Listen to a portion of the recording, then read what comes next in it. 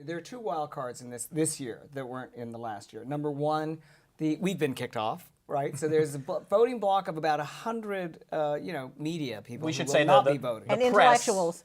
Yes, the intellectuals. 100 members of the theatrical press who had always been Tony voters this year were stripped of their Tony voting privileges. So there are no members of the press corps voting for Tonys this year. I would have voted for American Idiot probably, and it's not geared to me by any means, but I think the reason we can rule it out is because the Tony voters, by and large, are older and don't seem to have responded to it, as is evidenced by the fact that there were so many snubs.